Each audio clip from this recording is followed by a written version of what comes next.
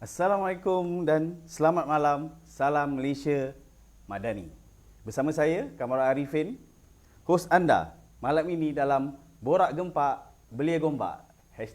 #BGBG, #OMG, Orang Muda Gombak. Okey, kepada yang di luar sana, untuk makluman, live Borak Gempak Belia Gombak ini dibawakan oleh MUIC Selayang dengan kerjasama Kelab Belia Kampung Setia dan disokong oleh Pejabat Belia dan Sukan Daerah Gombak dan ditaja oleh Aworks Production, dipancarkan terus di Facebook Pejabat Belia dan Sukan Daerah Gombak. Okey, jadi kepada yang luar sana, apa kata kita like Facebook Pejabat Belia dan Sukan Daerah Gombak dan juga follow page rasmi Orang Muda Gombak. Okey? Jadi, jika ada sebarang komen sepanjang sesi live ni nanti, anda boleh type di ruangan komen dan kita akan cuba untuk menjawab segala komen yang ataupun pertanyaan-pertanyaan yang anda ingin tanyakan semasa sesi live ini. Okey? Di kesempatan ini juga pihak live Borak Gempak Belia Gombak merakamkan ucapan takziah kepada hos kita Nur Syafiqah atas berpulangnya nenek saudara beliau sebentar tadi. Sepatutnya malam ni beliau yang meng-host. Jadi saya ni lebih kepada apa? Bidang terjun lah. Saya selalu sebenarnya tuan saya di belakang tabir. Jadi sama-sama kita sedekahkan Al-Fatihah. Semoga rohnya dicuci rahmat. Al-Fatihah.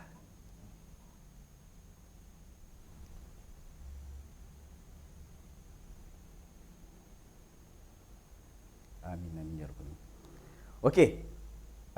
Tema kita pada malam ni belia dan kerjaya. Antara topik yang kita akan bincangkan, dan bersama saya pada malam ini dua jejaka tampan. Jejaka orang kata kiriman Tuhan lah.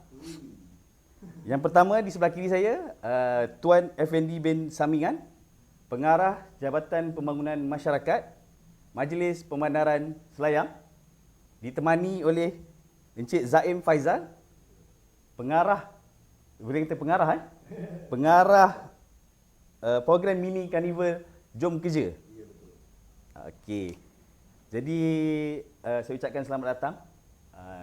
Ini untuk makluman tuan, ini adalah kali keempat kita bersiaran. Jadi ini adalah salah satu inisiatif yang dijalankan oleh Persatuan Kelab-Kelab Belia Malaysia MUIC Selayang dalam membantu menyampaikan informasi berkaitan segala aktiviti ataupun peluang-peluang ataupun segala program di sekitar daerah Gombak dan juga Selayang lah. Okey. Okey. Soalan pertama mungkin saya ajukan kepada Cik Effendi. Sebenarnya kat luar sana ramai yang tak tahu sebenarnya. Jabatan Pembangunan Masyarakat. Boleh Cik Effendi jelaskan antara fungsi dan peranan Jabatan Pembangunan Masyarakat Majlis Pemandaran Selayang? Okey, terima kasih saudara. Saudara apa tadi? Kamarul. Kamarul. Okey, saudara Kamarul dan penonton-penonton di luar sana. Untuk makluman saudara Kamarul, di Jabatan Pembangunan Masyarakat ni, MPN ni sebenarnya dia punya fungsi dia lebih kepada semua yang berunsur kemasyarakatan. Maknanya dalam semua aspek, yang mana aspek program-program masyarakat ni luas, dalam pelbagai bentuk, daripada program anak-anak sampailah program di peringkat masyarakat yang dah bekerja kat sana, sampai yang dan tak bekerja pun ada. Betul. Maknanya kita mencakupi semua. Itu program pelbagai bentuk, dari segi education, dari segi pekerjaan, sukan. Itu satu lagi bahagian sukan. Sukan ni kita pembangunan sukan dari pelbagai peringkat, dari peringkat sekolah, daerah, di peringkat kebangsaan, kita juga main peranan kat situ. Jadi untuk makluman audien dan Encik Kamarul, sebenarnya fungsi Jabatan Pengurusan Masyarakat itu sebenarnya itu. Maknanya dia diletak di bawah PBT, di bawah Majlis Peranan Selayang. Dia punya peranan dia, dia nak supaya kita membuka kepada masyarakat-masyarakat di luar sana untuk menggunakan fungsi kita. Kita ni adalah median daripada masyarakat yang pelbagai peringkat tadi. Jadi itu yang kita nak supaya masyarakat pada hari ini ada yang tahu, ada yang tak tahu. Mungkin majlis ni dilihat seolah-olah macam memberi perkhidmatan perbandaran, perbandaran. Tapi dalam masa yang sama kita juga mencakupi program komuniti masyarakat. Betul. Kita juga menyantuni masyarakat dalam pelbagai aspek macam saya beritahu tadi. Sukan, kemasyarakatan, belia, pelbagai peringkat. Itu secara umumnya lah di Majlis Peranan Selayang ni. Jadi salah satu antara orang kata aktiviti yang hari ini hadir adalah untuk mempromosikan sebenarnya mini carnival Jom Kerja 2023. Adakah ini juga salah satu inisiatif yang digerakkan oleh Jabatan Pembangunan Masyarakat dalam membantu komuniti dan juga sebenarnya apa sebenarnya mini carnival Jom Kerja ni? Boleh mungkin Cik Zaim. Assalamualaikum warahmatullahi wabarakatuh. Terima kasih Encik Kamarul. Okey, pertama sekali saya nak ucapkan terima kasih kepada MAYC kerana telah menjemput kami Jabatan Pembangunan Masyarakat Majlis Pembangunan Selayang untuk berkongsi dan mempromosikan mini carnival Jom Kerja ni. Okey, buat pengetahuan semua, mini carnival Jom Kerja ni adalah satu program kolaborasi antara Majlis Perbandaran Selayang dan Pertubuhan Keselamatan Sosial, iaitu PEKESO Wilayah Persekutuan Kuala Lumpur. Okey, jadi program ni melibatkan 10 agensi lah, yang mana 10 agensi ni akan membuka beberapa peluang pekerjaan yang masih kosong di syarikat-syarikat mereka untuk memanggil komuniti yang masih mencari pekerjaan untuk mencuburi bidang yang sesuai lah dalam setiap agensi yang ditawarkan. Macam tu. Okey, jadi untuk mini carnival Jom Kerja 2023 ni, ianya akan berlangsung pada 17 Jun 2023, iaitu hari Sabtu, bermula pada 10 pagi hingga 4 petang, bertempat di lobi Menara Majlis Perbandaran Selayang. Okey, kita ke apa ni? Pada hari tersebut, kita tahu, kita faham selepas pandemik ramai yang kehilangan pekerjaan, terutamanya yang suami yang berumah tangga, ada pun belia juga terjejas dan ada yang hilang juga pekerjaan. Jadi Encik Effendi, berapa banyakkah peluang pekerjaan yang akan ditawarkan pada mini carnival Jom Kerja pada hari tersebut? Okey, untuk makluman Encik Kamarul dan audien, saya dimaklumkan ada 1,000 peluang pekerjaan dalam pelbagai bidang yang dimaklumkan oleh pengarah program Cik Zaim, yang mana 10 tadi ada yang agensi ataupun korporat syarikat tadi itu melibatkan pelbagai bidang. Jadi saya ingat mungkin audien dan masyarakat di luar sana boleh mengambil kesempatan. Ada yang tidak bekerja, ada yang baru nak mula pekerjaan, ada yang dah berhenti kerja, baru nak cari kerja baru. Jadi saya ingat ini adalah peluang yang baik. Yang baik, yang ambillah, rebutlah peluang yang ada ini. Kita pun buat di Majlis Penas Selayang pada hari Sabtu, tempatnya pun tenang, parkingnya ada. Jadi pada pandangan saya, ini adalah satu peluang yang perlu diambil, yang perlu digrab dengan izin kepada masyarakat di Selayang, yang mana mungkin ada peluang-peluang ini susah kita nak dapat tiap-tiap hari. Betul. Ya. Jadi apabila dapat, dia terus datang. Ada banyak booth, dimaklumkan ada banyak booth terdiri daripada 1,000 pekerjaan tadi.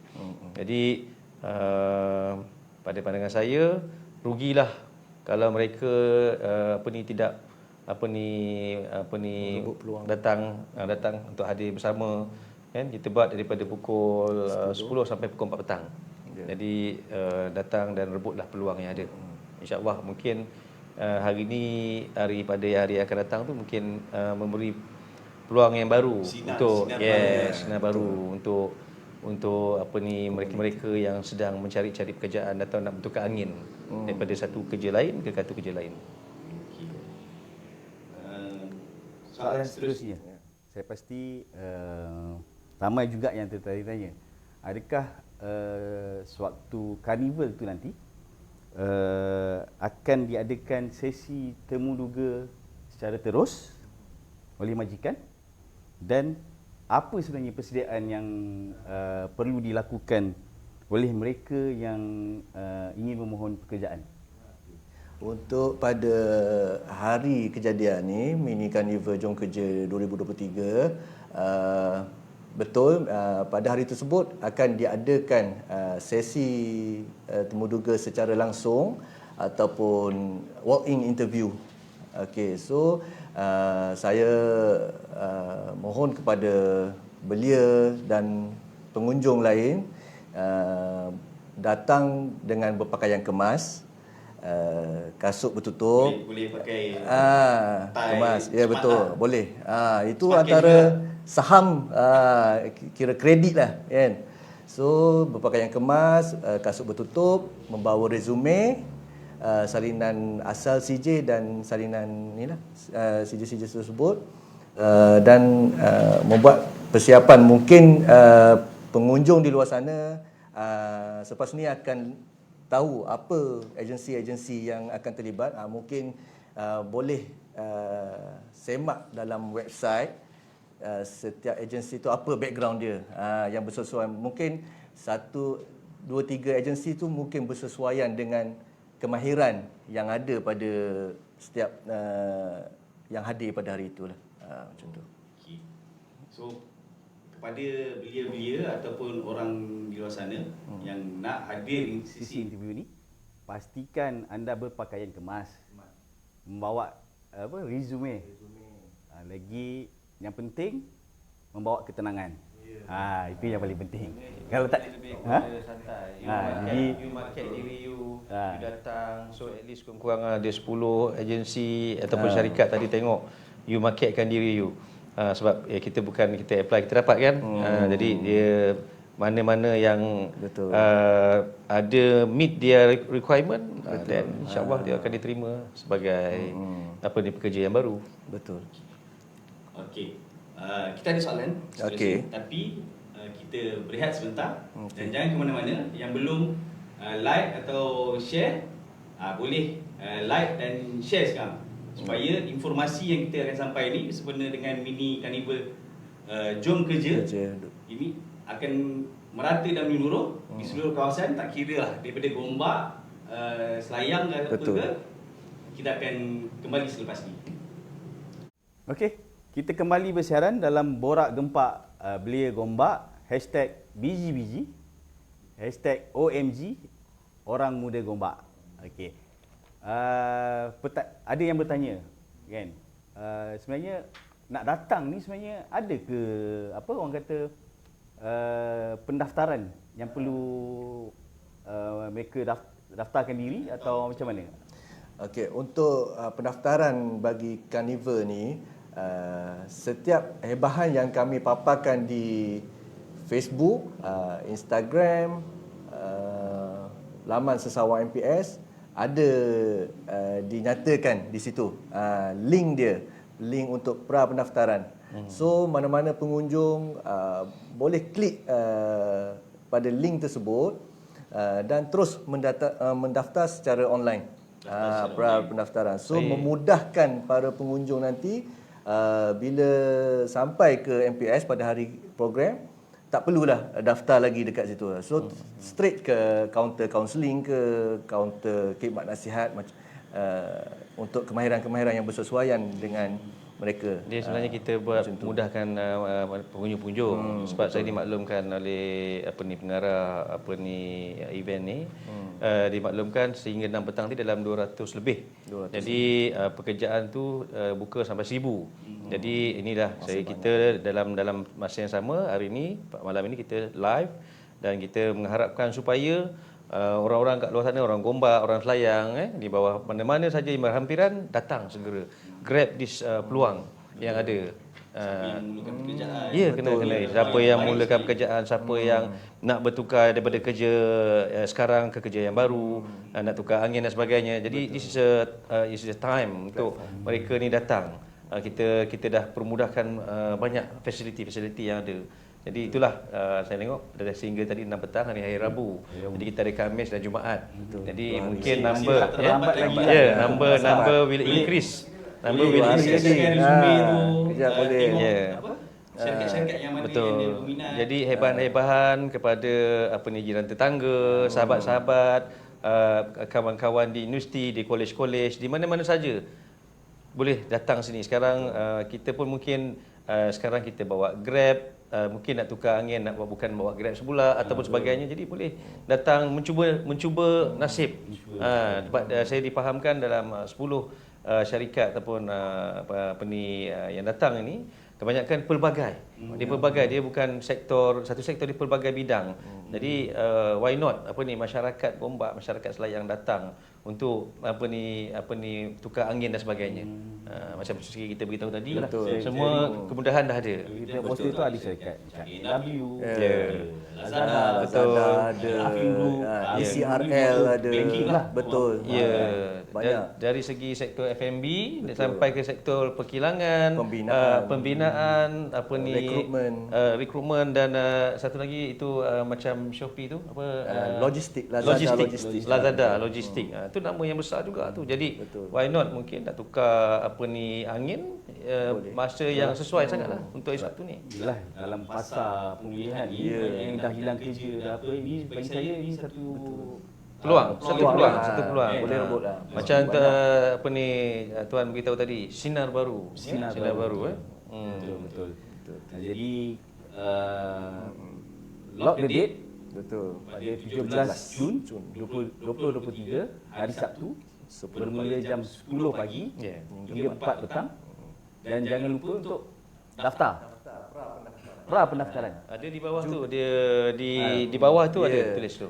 Di poster di setiap website Majlis Pemberantasan Selayang, di Facebook Jabatan Pembangunan Masyarakat MPS juga ada poster tu. So dan di teks posting dekat Facebook Jabatan Pembangunan Masyarakat tu, anda semua boleh klik kat situ saja untuk pra pendaftaran. Kita mengalung-alungkan supaya kemudahan yang ada pada hari ini boleh menyantuni kepada masyarakat-masyarakat yang memerlukan.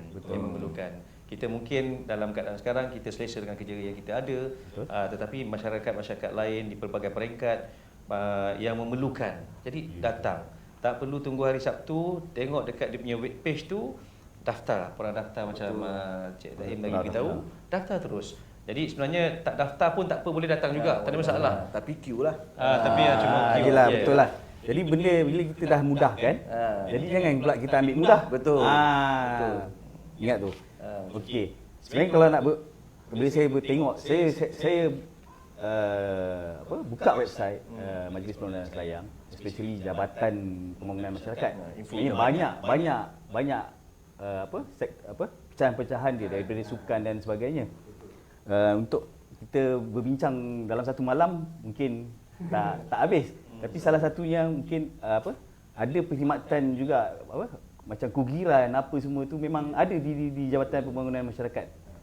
Kita di Jabatan Pembangunan Masyarakat ni selain kita pembangunan sukan, program-program, kita juga ada juga menyediakan perkhidmatan di bawah unit kebudayaan. Kita ada gamelan, kita ada persembahan gamelan, kita ada persembahan kugiran kita. Kita ada juga choir kita. Jadi boleh digunakan perkhidmatan ni, contohnya macam nak berkahwin, mungkin nak ambil kat luar sana mungkin mahal. Tetapi di Jabatan Pembangunan Masyarakat di bawah Majlis Perselayang ni ada kemudahan-kemudahan seperti itu. Jadi bolehlah buat pertanyaan, nak gunakan kugiran ataupun nak gunakan basker dan sebagainya. This type of thing untuk kemudahan kepada masyarakat setempat ada. Jadi sebab apa, kalau di luar sana memang mahal lah.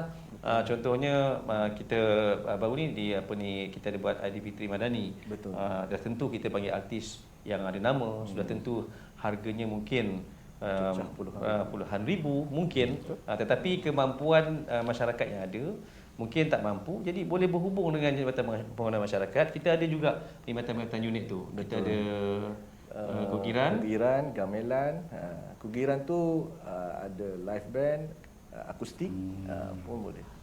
Dengan kadar harga yang bersesuaian lah, yang mampu kepada siapa yang nak buat ni tempahan. Yang nak buat tempahan orang kahwin dan sebagainya, ataupun contoh kalau buat convocation, kita ada kat sini ada banyak universiti. Kita ada UiTM, kita ada UIA, kita ada college community, kita ada craft negara. Dia buat convocation, dia perlukan gamelan masa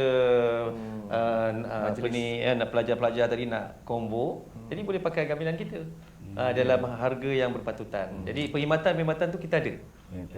Jadi itu adalah salah satu sisi perkhidmatan yang ditawarkan oleh Jabatan Pembangunan Masyarakat. Selain itu, ini yang paling penting sebenarnya. Mini Carnival Jom Kerja. Kan?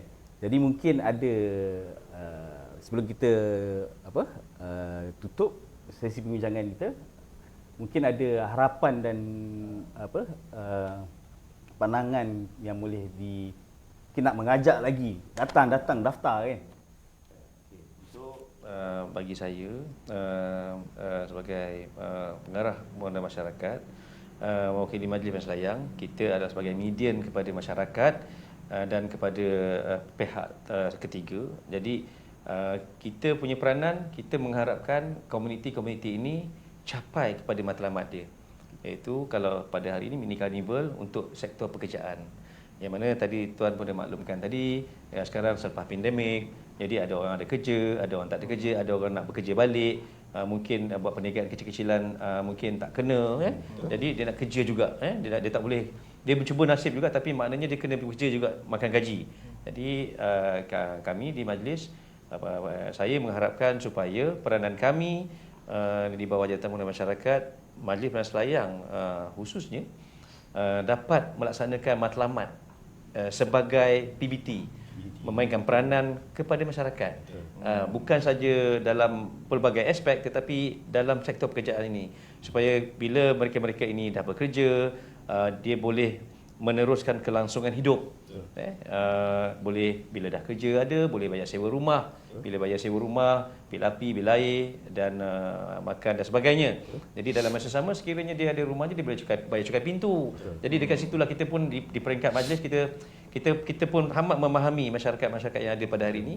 Bila tak ada kerja, bila tak bayar cukai pintu, kita datang rumahnya, dan kita nak kena sita barang. Sebab itu ini sebenarnya adalah akar umbi masalah yang kita perlu ketahui. Sebab itu kita perlu mainkan peranan sebagai PBT melalui Jabatan Pembangunan Masyarakat dalam kita bersama-sama dengan kerajaan yang ada pada hari ini. Jadi dari segi harapan majlis, saya mengharapkan supaya matlamat yang ada pada hari ini dicapai secara umumnya. Jadi dan masyarakat kita dalam pada masa sekarang, masyarakat sangat memerlukan kelangsungan hidup. Jadi impaknya besok adalah tidak ada lagi kita mengenai pasti rumah-rumah di bawah Majlis Perselayang yang tak bayar cukai pintu. Contohnya, jadi bila dia tak pekerjaan, dia tak boleh nak bayar dan sebagainya, kita terpaksa mengambil tindakan. Kita boleh daripada meminimiskan impact tadi. Jadi dia punya kesan tadi. Sebab tu kita perlu bantu mereka. Bantu bangkit, dapatkan pekerjaan dan dalam masa sama kelangsungan hidup itu diteruskan.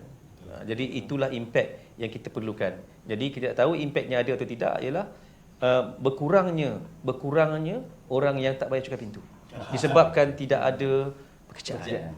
Itulah harapan daripada majlis lah. Mungkin ada pengarah mini carnival. Ya, ini pengarah mini carnival.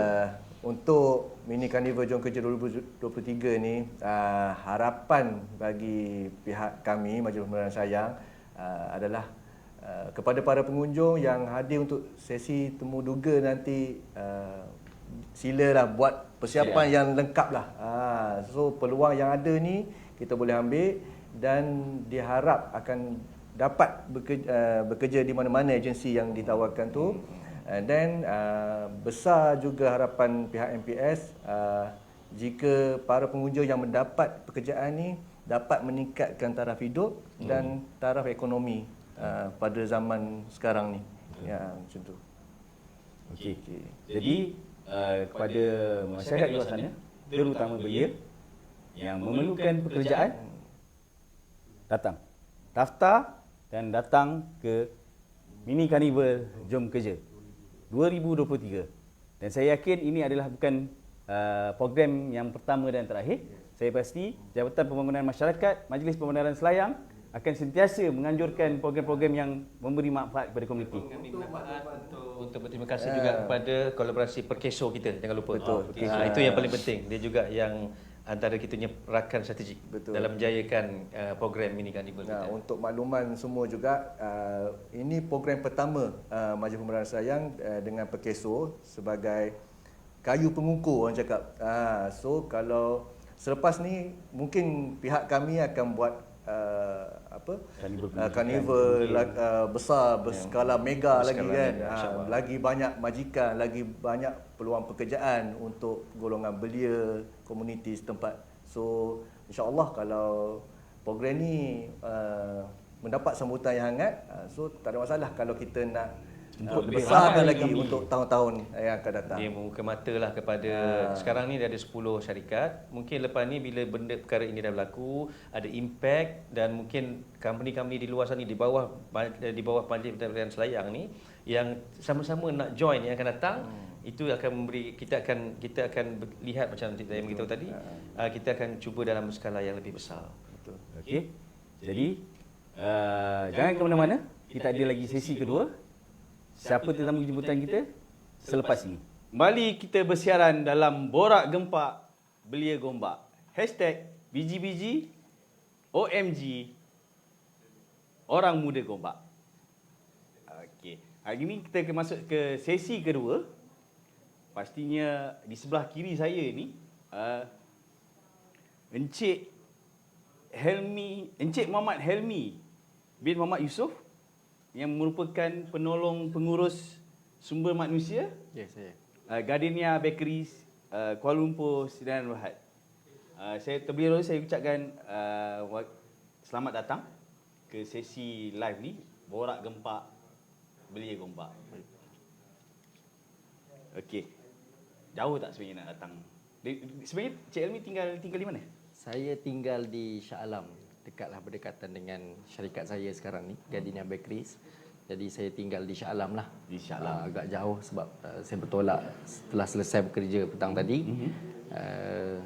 Tapi okey, alhamdulillah, semua everything okey dan saya sangat berbesar hati menerima jemputan daripada MAYC ya, Persatuan Belia-Belia Malaysia.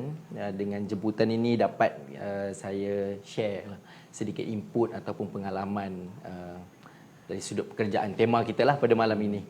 Pastinya kita nak tahu sebenarnya orang HR dan sebenarnya apa peranan HR ni sebenarnya dalam sebuah syarikat. Okey. Tapi saya nak tanya juga. Sebenarnya dalam HR ni dah berapa lama? Mungkin sebelum ni memang study in HR ke atau lain-lain? So saya saya boleh dikatakan okey kita santai lah pada malam ni. santai. Lagipun Kita saya santai rasa Saya penonton cuba santai kan ni walaupun kadang okey, tak apa. Saya tahu saya difahamkan. saya belakang tabir. Okey, saya korang. difahamkan saudara pada malam ini moderator adalah bidang terjun. Ya. Tapi tak apa, kita cuba sesantai yang mungkin sebab saya percaya penonton-penonton pun adalah daripada kalangan belia. Okey, sedikit perkongsian lah ya. Memang daripada pengajian saya pun adalah dalam bidang sumber manusia itu sendiri. Jadi memang daripada awal pekerjaan saya memang saya specialize terus di dalam human resource itu sendiri dan sehingga kinilah di Gardenia Bakeries saya merupakan maksudnya HR practitioner lah kita panggil, maksudnya company tersebut untuk penstrukturan manpowernya adalah dalam bidang human resource tu adalah saya lah kiranya. So maksudnya daripada dulu sampai sekarang Memang HR je lah. Memang HR sahaja.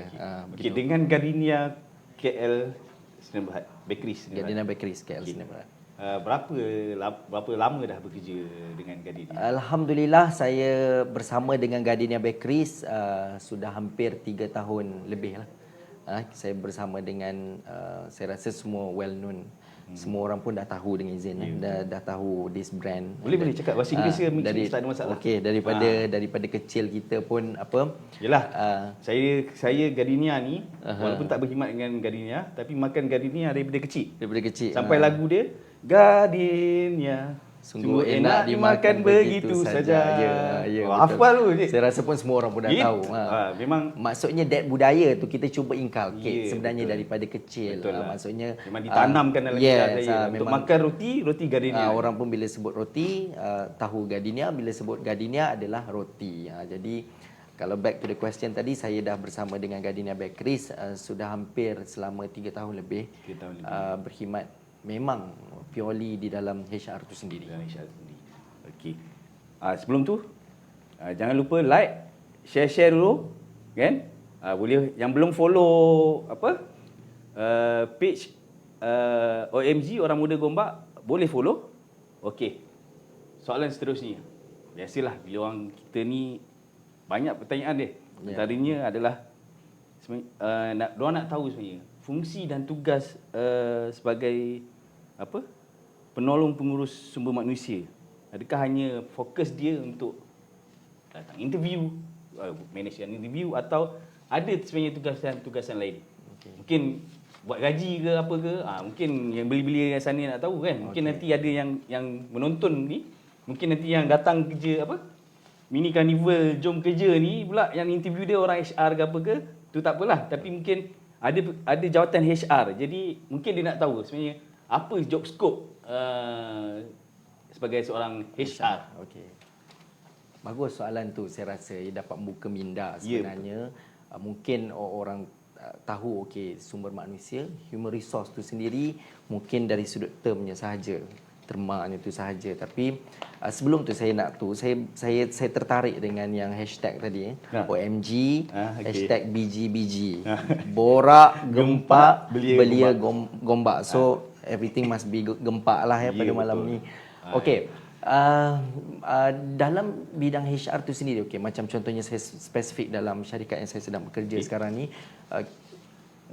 umbrella dia, payung dia sangat besar sebab kita merangkumi lebih kurang, kita have to manpower kita lebih kurang ada dalam 4,000 orang pekerja 4,000 orang di dalam payung Gardenia itu sendiri. Di seluruh Malaysia atau seluruh Malaysia? Kita mempunyai total 8 buah kilang yang besar.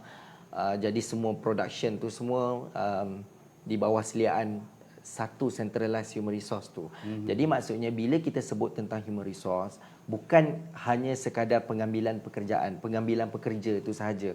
Maksudnya dia merangkumi segala-gala yang berkaitan dengan pekerja itu sendiri. Maksudnya daripada awal proses pengambilan pekerja, rekrutmen, onboarding, orientation tersebut, sehinggalah ke proses yang terakhir kalau katalah ada pekerja yang mahu resign. Dan juga tindakan disiplin kalau ada melibatkan tindakan disiplin, training, dan juga tadi yang macam saudara sebut tadilah pembayaran gaji, of course itu semua adalah dalam bidang skop kerja HR tu sendiri. Jadi tuan-tuan dan puan-puan, kalau siapa yang macam contohnya ingin tahu detail, itu adalah bidang-bidang HR yang boleh kita go further ataupun deep untuk lebih memahami. Maksudnya bukan kefahaman tu bukan pengambilan kerja saja. Kerja HR interview. Asal buka je ni HR. Bukan. Dia generalist tu lebih besar. Maksudnya HR generalist tu lebih besar, tapi untuk specialist tu banyak dekat situ. Kita ada recruiter, kita ada payroll master, ya. Kita ada trainer, training and development. Jadi itu adalah pilar-pilar ataupun pilar-pilar ataupun tiang-tiang di dalam bidang HR tu sendiri. Macam contohnya di dalam company saya, kita ada semua, ya, merangkumi semua sekali bidang-bidang HR tersebut. Daripada awal rekrutmen, daripada proses rekrutmen tu sendiri, kita ada satu section. Lepas tu kita ada section untuk training and development, career progression kerja tersebut. Kita ada section untuk payroll, pembayaran gaji. Kita ada section untuk industrial relation, IR. Ya, hubungan industri itu yang berkaitan dengan disiplin pekerja. Dan juga kita ada section foreign workers, ya, pekerja-pekerja asing, sebab kita punya company compromise of ada daripada lokal, pekerja lokal dan juga pekerja asing. Jadi daripada sudut semua ni kita harus mengambil kira lah. Maksudnya bukan kita sekadar ambil you bekerja dan you have to bekerja. Bukan. Kebajikan mereka juga harus dijaga. Jadi kita panggil itu sebagai compensation and benefit. Kebajikan mereka juga harus dijaga. Jadi ini adalah skop-skop bidang HR yang ada lah di dalam, mungkin untuk membuka mata masyarakat supaya faham tentang HR itu sendiri.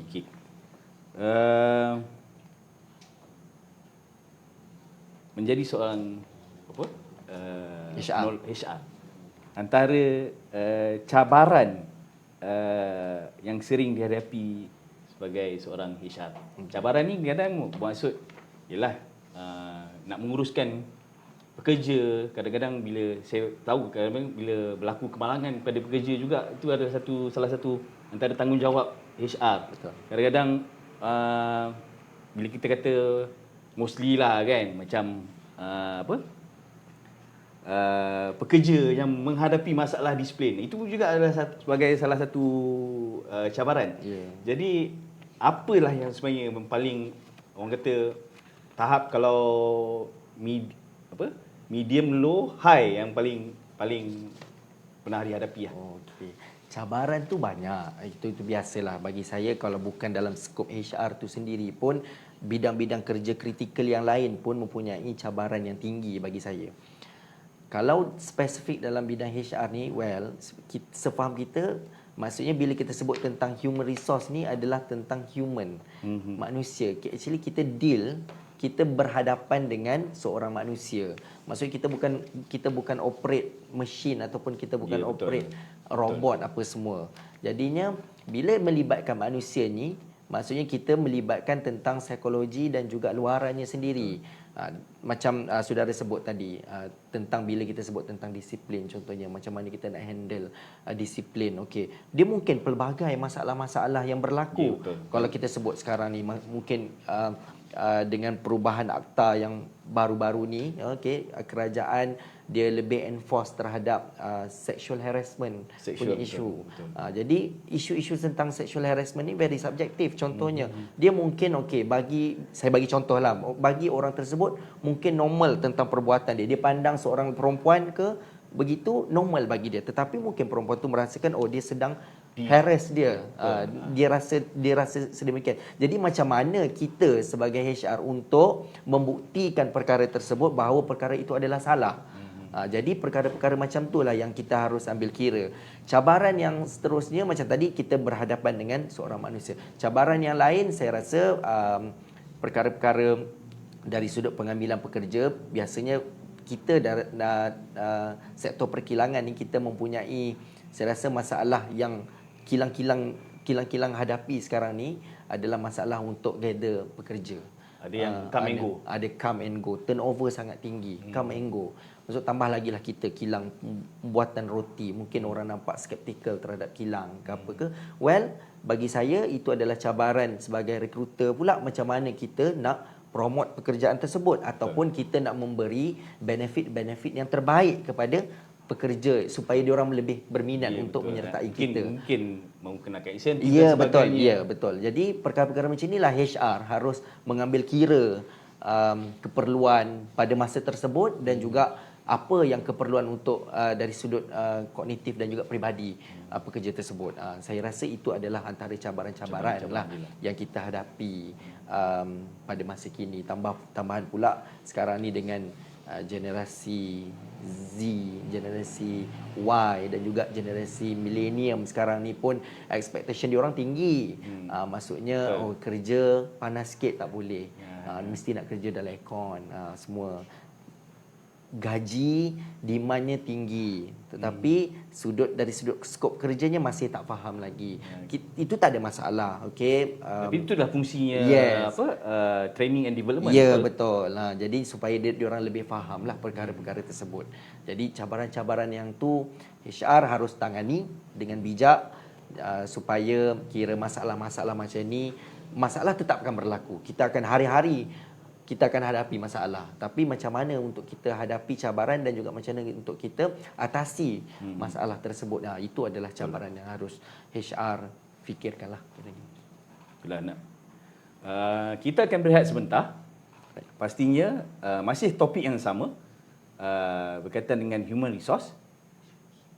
Jadi kita akan kembali kita sekali lagi dalam live Borak Gempak Belia Gombak #BGBG #OMG Orang Muda Gombak. Sebelum kita nak bertanya lanjut kepada Encik Helmi, kita panggil Ya, boleh. lah. Boleh. Yalah. Jangan lupa pada Sabtu ni 17 hari bulan 6 2023 bertempat di Majlis Pembenaran Selayang berlangsungnya mini carnival Jom Kerja, yang mana pastinya program ni bertujuan untuk pengambilan pekerja.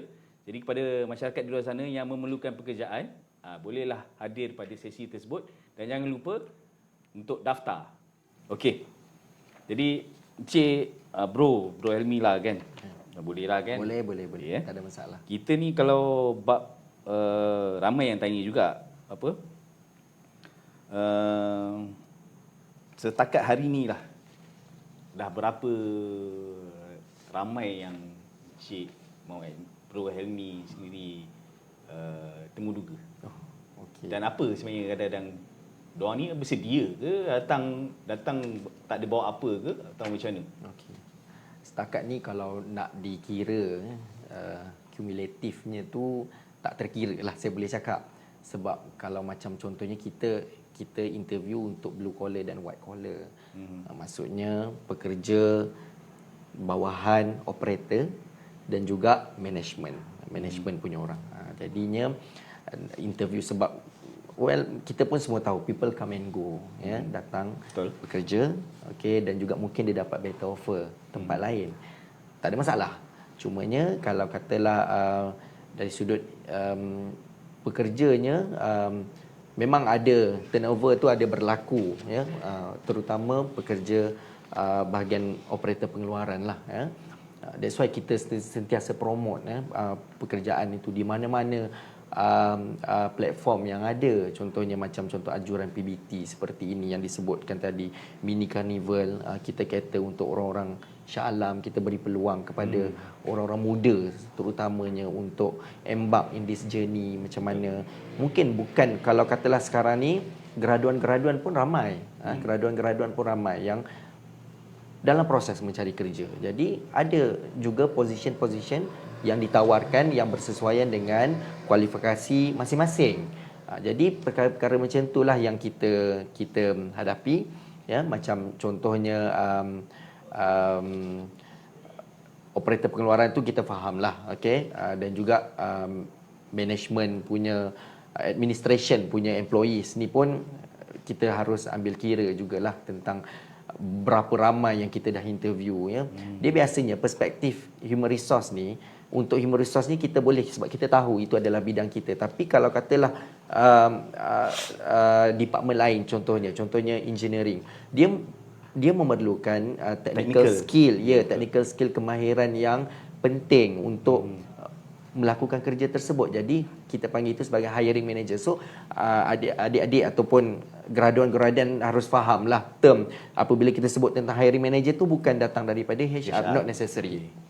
Tak semestinya. Jadi hiring manager itu lebih tahu, dia lebih kompeten tentang kerja tersebut dan dia yang akan buat final revision untuk orang tersebut. Jadi at the end of the day dia akan come back to HR untuk kita tentukanlah daripada HR punya perspektif pula gaji, benefit apa yang kita tentukan apa semua. So all the statistik tu itu adalah daripada HR sendirilah. Tapi kalau katalah berapa ramai tu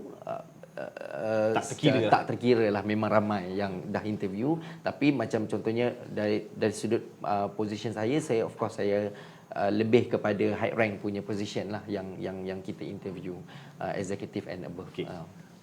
Saya satu hal kan. Contoh katalah pekerja tu dia dah jadi permanent staff. Okay. Dia decided to berhentilah, resign. Kebiasaannya bila permanent staff ni biasa akan ada 1 month notice, 3 month notice. Tapi minggu lepas dia submit notice, minggu ni dapat gaji, terus cabut, terus hilang. Jadi ada tak sebenarnya yang akta ke apa ke, atau kebiasaannya apa tindakan yang boleh dikenakan ke atas pekerja? Ini sebab create sambil-sambil itu kita create awareness juga. Jadi bila dah diberi tawaran kerja, dah jadi permanent, pasti benda tu ada adab-adab dia lah. Maksudnya tertib yang kita kena ikut kan. Okey. Perkongsian saya rasa bagus soalan ni sebenarnya, supaya anak-anak muda terutamanya, mungkin yang kita ni mungkin kita dah faham tentang akta kerja ke apa ke. Dia begini, bila kita bekerja ataupun kita sudah terikat dengan sesuatu pekerjaan, kita terikat dengan kontrak. Bila kita menerima satu tawaran, kontrak pekerjaan itu telah termaktub segala-galanya di situ. Kalau katalah contoh, apabila telah dikonfirmkan ataupun dah dapat status pengesahan pekerjaan tetap untuk posisi tersebut, di dalam itu termaktub harus memberi notis selama 4 minggu. For example lah contohnya, pekerja tersebut harus fulfill. Sebab biasanya kita memberi satu kontrak itu bukan weightage tu adalah berat kepada majikan. Tidak. Kita memberi peluang juga kepada pekerja. Contohnya majikan, dari sudut majikannya kita memerlukan successor dekat situ, pelan penggantian. Sebab bila satu orang pergi, kita perlukan penggantian. So itu adalah benefit kepada majikan dan juga benefit kepada pekerja. Maksudnya kita tidaklah terus begitu, tidak terus adabnya. Mungkin dalam tempoh tu nak reconsult reconsult ke ataupun ada apa-apa masalah ke, betul. Jadi perkara-perkara macam itulah yang harus pekerja tersebut faham. Dari sudut tindakan kalau apa-apa perkara yang telah termaktub di dalam kontrak, kita boleh mengambil tindakan. Even daripada sudut pekerja sendiri itu pun, apa-apa yang majikan tidak comply pun dia boleh fight di situ. Jadinya kalau katalah contohnya macam contoh pekerjaan tanpa notis, for example, dia letakkan jawatan tanpa notis ataupun notis 1 hari, tidak mengikut kontrak yang telah dinyatakan tu.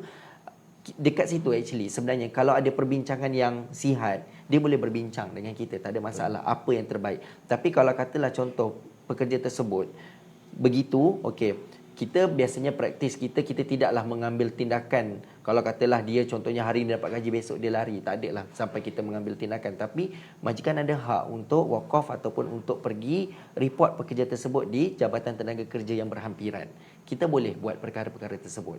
Tapi maksudnya dari sudut pekerja tersebut harus fahamlah, biasanya kalau katalah perkara tersebut berlaku, dia akan merosakkan imej pekerja tersebut. Sebab contohnya bila dia nak mohon kerja baru, kita akan buat cross reference check. Cross reference check, tengok dia tidak meletakkan notis yang sepatutnya. Itu memberi gambaran yang negatif terhadap pekerja tersebut. Jadi perkara-perkara macam inilah yang harus diambil kira sebelum apa-apa yang kita nak lakukan. Jadi macam tu. Moral of the story dia, bila kita ditawarkan kerja, sebenarnya baca kontrak tu betul. Betul. Dia jelas faham supaya tidak menimbulkan masalah di kemudian hari. Soalan seterusnya, ramai juga yang belia-belia ni, yang fresh graduate ni, nak bertanya sebenarnya, persediaan untuk datang temu duga. Tapi jangan jawab sekarang. Kita ada commercial dulu. Commercial break dulu. Jadi tunggu. Selepas ni ada tips-tips untuk anda. Okey, kembali kita bersiaran dalam maafkan saya, Borak Gempak Belia Gombak. #BGBG, #OMG Orang Muda Gombak. Sebelum kita commercial break tadi, saya ada tanya soalan berkaitan persediaan untuk datang temu duga.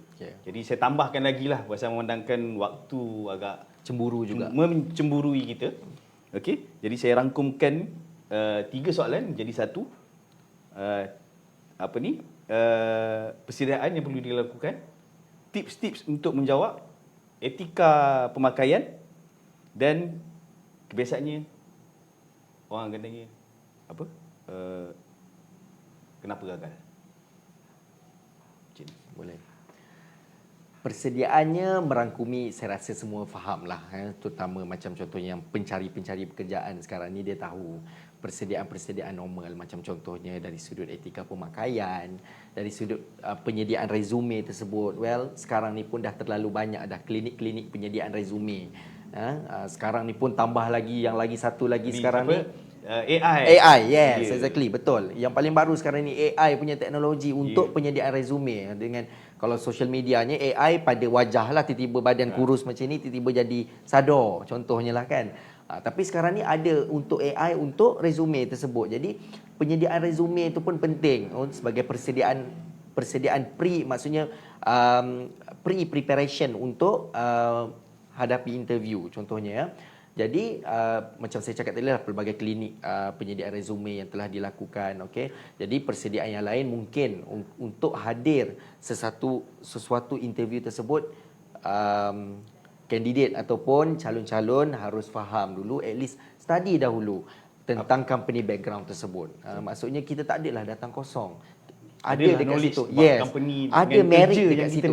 Betul, ada merit dekat situ sebenarnya. Kalau katalah mereka ni faham tentang organisasi tersebut, apa yang mereka lakukan, technical expertise yang diperlukan, skill-skill yang diperlukan juga. Jadi perkara-perkara macam tu adalah kita sebagai penemu duga, kita melihat perkara-perkara sebegini. Accountant nak mohon engineer pula kan? Tak sesuai kalau dekat situ. Tapi kalau ikut tuntutan kerja ni memang ada pun begitu. Tapi kita tak naklah kalau boleh this talent pool ni ataupun kolam-kolam bakat yang kita panggil satu term sebab itu adalah merupakan kajian saya, talent pool succession planning dalam talent pool dekat situ. Itu merupakan kajian undergraduate saya satu ketika dahulu.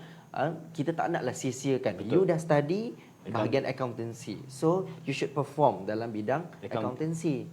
You sudah study engineering, so you dari sudut technical knowledge you dah ada. So macam mana pula you nak implementasikan di dalam sudut pekerjaan tu? You have to be engineer, barulah you tahu. You boleh adapt balik knowledge yang kita dah belajar dengan pekerjaan yang sebenar. Jadi dari sudut persediaan yang lain pula, saya rasakan macam contohnya soalan-soalan yang diberi waktu interview, saya rasa kita fahamlah background, you explain yourself. Kita nak tengok apa yang you punya qualification, apa skill yang you ada contohnya ya. Itu perkara-perkara yang biasa. Tapi yang saya rasa yang menarik minat anak-anak muda sekarang ni adalah sebab dia dah hangat diperbincangkan gaji. Dia ada soalan ni, last soalan sebelum kita wrap. Okey. Ada ni Putra Zulfakar dia tanya. Oh, okey. Dia tanya, biasa kenaikan pangkat ni serta gaji ni memang sangat penting lah. Tapi macam mana majikan tu dia menentukan mutu dan prestasi pekerja tu untuk gaji dan kenaikan pangkat. Sebab dia ada mohon untuk dia naik pangkat, naik gaji kan. Alright. Bagus soalan tu. Saya rasa sebab bila kita sebut tentang human resource ni, orang akan nampak gaji. Betul. Dan tapi bagaimana pula implementasi dari sudut untuk career progression dan juga gaji tersebut. Betul. Jadi sebelum saya pergi detail sikit lah, bukanlah detail tapi sedikit lah ya. Kalau dari sudut interviewnya, persediaan untuk gaji, biasanya kita harus faham. Kita nak hadir, kita sudah tahu market punya value waktu tersebut, competitive value. untuk penggajian pekerjaan tersebut. Kita harus tahu, at least kita study dahulu. Okey, untuk industri ini macam mana pula dengan dia punya range gaji tersebut. Untuk industri ini macam mana dia punya range gaji tersebut. Jadi kita harus faham, at least bila kita interview, kita tahu, oh budak ni, okay, this candidate dia study, dia tahu, dia faham tentang pekerjaan tersebut. Kemudian open for negotiation. Always mention, you tak boleh terlalu rigid. Okay, the killer question daripada orang yang interview adalah how much your expectation. Ya, betul. Itu mesti akan Betul. tanya, terutama sektor swasta. Betul. Saya mesti akan tanya perkara tersebut. Dan I will see, saya akan tengok macam mana cara dia jawab. Kalau dia straight away, okay, saya nak this amount, this amount, this amount. Berapa you punya last withdrawn salary? Okay, saya tengok. Okay, saya faham. Dekat situ saya dah tahu dah what type of candidate you are. Maksudnya kita bukan evaluate you based on this. Kita nak tengok dekat situ, bukan doesn't mean that kita tak boleh nak bahagi apa yang you request. Tapi kita nak tengok macam mana you dekat situ ada proses jual beli dengan kita, dan apa yang you boleh tawarkan kepada company. Dari sudut, kalau macam contoh back to the question yang Cik Zulfaqar tadi, Cik Zulfaqar tadi, okey, mungkin untuk kenaikan gaji macam mana HR tentukan, kita every year kita akan ada performance appraisal.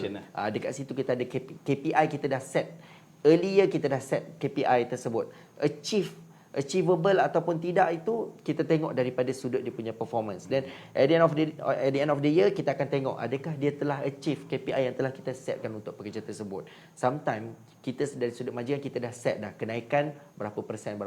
So that dekat situ progression tu harus diambil kira lah. Kalau you want to have a very competitive punya salary, then you have to perform. Kita pandang perkara-perkara tersebut. Dari sudut itulah kiranya kalau menjawab soalan Encik Zulfaqar tadi. Okey, saya rasa makluman dan perkongsian yang disampaikan oleh Cik Muhammad Helmi itu hari ini memang sangat, orang kata A lah.